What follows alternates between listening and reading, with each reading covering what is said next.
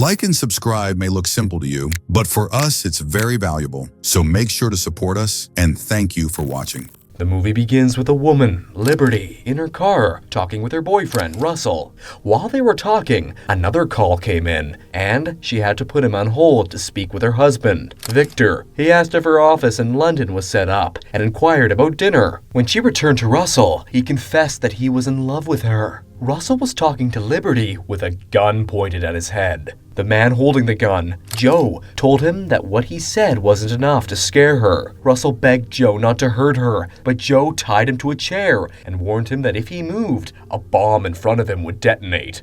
Then Joe left. In the back room of a theater, Russell's manager came to tell him they would start in 5 minutes. Russell remained completely still, trying not to set off the bomb. Outside, Dwayne was selling drugs at a food stand. Liberty approached him, made a purchase, and took some right there. She then received a call from Joe, who was in a building across the street with a sniper rifle. He started talking about Russell, and she noticed a red laser dot on her chest. Joe instructed her to walk closer to the hot dog stand. As she tried to run, he shot her bag. He then told her there was a bomb at the stand and ordered her to attach a cuff to it. She complied. Joe mentioned he didn't work for her husband. Just then, a man came to buy drugs. She told him the seller wasn't there, and she tried to mouth the word bomb. The man, thinking she was warning him about the cops, panicked and ran off. Liberty asked Joe to name his price, but he wasn't doing this for money. He reminded her that she and her husband manufacture guns and sell them to any country and street thugs.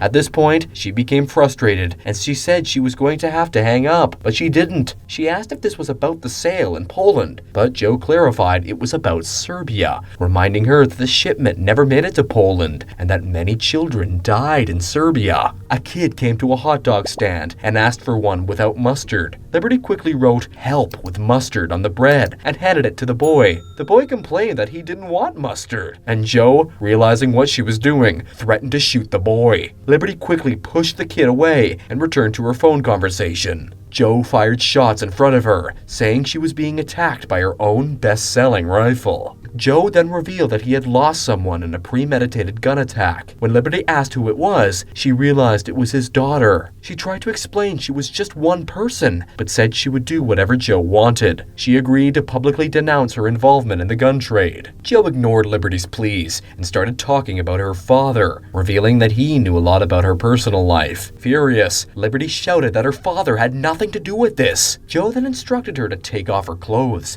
as well as her watch and wedding ring. And she complied. This attracted attention from people on the street. A nearby police officer approached and asked why she was doing this. Liberty tried to mouth the word bomb, but the officer didn't understand. Instead, he picked up her clothes and helped her put them back on. Joe warned Liberty that if she said anything, he would shoot the officer. Despite the warning, Liberty kept trying to make the officer understand. The officer said he would return and started walking towards his car. At that moment, Joe shot him, and the officer collapsed. Joe then told Liberty that her actions had consequences. Panicking, Liberty asked what he wanted. Joe replied that he knew about her deal with a multi-million-dollar company and ordered her not to deliver on it. A passerby saw the fallen officer and called the police. Joe, realizing that more people would soon arrive, decided to call Victor. He told Victor that his wife was strapped to a bomb and that a sniper was watching her. Victor hung up on Joe and immediately called Liberty. Despite Joe's warning not to answer, Liberty picked up the phone and explained the situation to Victor. Victor reassured her that he would handle it and hung up. The police arrived, responding to the passerby's call, and discovered the dead officer. Meanwhile, Joe continued talking about Russell, who was still tied up backstage, with no one having found him as they prepared for the next show. Joe then shifted the conversation to his daughter, revealing that she had been shot and killed in a school by a boy from her school. He also mentioned her father's last words, making Liberty realize that Joe was a police officer. No one but the cops knew what was written on her father's note. In an attempt to attract more attention, Liberty began singing the national anthem, drawing the interest of nearby police officers. One of them approached her, but she warned him not to come in any closer because of the bomb. At the same time, men sent by Victor arrived in the area. The officer called for additional backup. A journalist named Bill also showed up, but the police told him he couldn't be there since even the family wasn't informed yet. Just then, Bill received a call from Joe, who directed him to Liberty, saying that she knew the full story. Liberty told Bill that there was a rifle pointed at him and that a bomb would detonate if her phone battery died. Bill asked what Joe's demands were, and Liberty revealed that Joe wanted someone to pay for his daughter's death.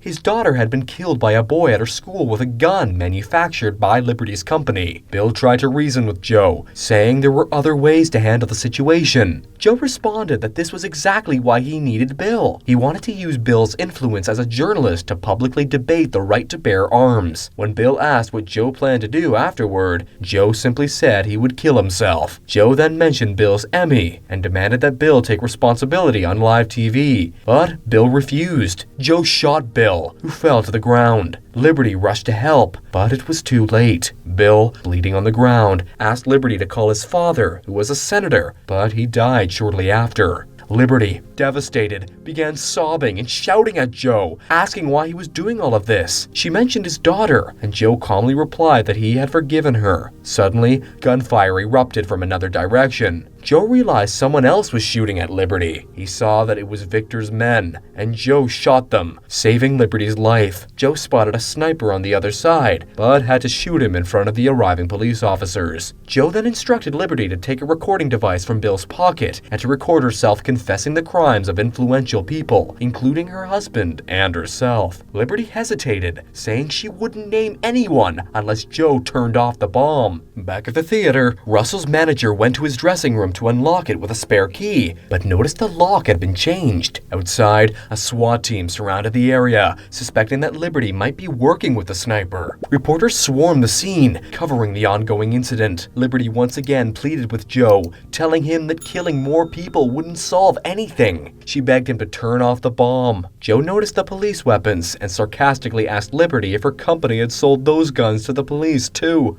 She admitted they were donated. Meanwhile, Victor's assistant informed that the senator's son, Bill, had been shot by the man holding Liberty hostage. At that moment, Joe called Victor and forced him to speak with Liberty. Victor tried to explain that he wasn't the one making decisions, but Liberty urged Joe to hang up the call. During this time, the SWAT team identified Liberty and realized she was not an accomplice, but a hostage. Liberty asked Joe again who he was working for, but he confirmed that he was acting alone. When she inquired about his past, Joe explained that he used to work for the CIA and was on a mission in Colombia when his daughter was killed. At this point, an officer spoke to Liberty, asking what was going on. She informed him that there was a bomb that would detonate if her phone died, and she had about 15 minutes left. She also explained that Joe's demand was a public debate about the Second Amendment. The police decided to remove the press from the scene, citing safety concerns. They also began planning to block off all possible exits. Liberty asked Joe to tell her more about his daughter. He explained that a boy at her school pointed a gun at her and asked if she believed in God. Joe didn't know what her answer was, but the boy killed her. Joe then asked Liberty about her father. She shared that her father was her hero, and after he died, she took over the family business. She explained how she became involved with Victor and began selling guns. Her great-grandfather had designed a gun that changed the outcome of the Civil War. Meanwhile, after the police ordered the evacuation of the theater, chaos erupted in the parking garage as people rushed to leave. Joe spotted a member of the SWAT team and shot at him, but the bullet missed as the man was behind cover. Joe then called Victor, who was attempting to flee the country. Victor, realizing that they might know each other, asked Joe what his problem was with them. Joe criticized Victor for abandoning his wife and failing to stand by her like a man. This made Victor change his mind, and he decided to turn around and go back to Liberty. The SWAT team apprehended a man they believed to be Joe, but soon realized he was actually a CIA agent. Liberty, sensing familiarity in Joe's voice, asked if Victor knew him. Joe told her to think hard, and she would figure it out. He then revealed that he and his wife had met with the parents of the boy who killed his daughter. The boy's father had told Joe that he had taught his his son how to use a gun. Victor contacted the SWAT team, and an officer asked him what was going on, but Victor was calling for the same reason, to find out what was happening. Joe then revealed to Liberty that he first saw her in Jerusalem, though they hadn't met. At that time, he was only doing business with Victor. When Victor arrived at the scene, reporters asked him if the situation had anything to do with his company. He denied any connection and approached an officer, telling him he thought he knew the man responsible and needed to go inside. Victor then walked over to Liberty, but got a call from Joe, whom Victor addressed as Alex. This time, Joe reminded Victor of a time when he had saved Victor's life. Victor asked what Joe wanted, but before he could get a clear answer, Joe shot Victor.